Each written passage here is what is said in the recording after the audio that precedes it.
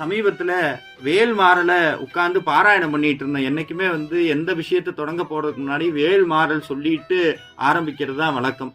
அதை சொல்லும் போதெல்லாம் நான் முருகன்கிட்ட கேட்கறது என்னன்னா, என்னைக்கும் இந்த நாயை உன் பாதத்திலேயே வச்சது, என்னைக்கும் உன் புகழ பேசுறதை தவிர வேற எதுவும் எனக்கு வேண்டாம்னு சொல்லிட்டு முருகன்கிட்ட மனமுருகி திருத்தணியில் உதித்தருளும் ஒருத்தன்மலை விருத்தனின் உளத்தில் உரை கருத்தன்மையில் நடத்து குகன்வேலேன்னு என்னைக்கு என் மனசுல வேல் இருக்கணும், நான் பேச்சுல முருகனை பேசணும்னு சொல்லி வேண்டிட்டு நான் போன ஒரு நிகழ்ச்சிக்காக கீழே இறங்கணுன்னே பெங்களூர்ல இருந்து ஒரு அம்மா என்கிட்ட சொன்னாங்க, உங்களுடைய பதிவு எல்லாம் பார்த்திருக்கேன், எங்க கோயில்ல நீங்க முருகனை பத்தி பேசியே ஆகணும்னு சொல்லி கட்டளை இட்டுட்டு போனாங்க.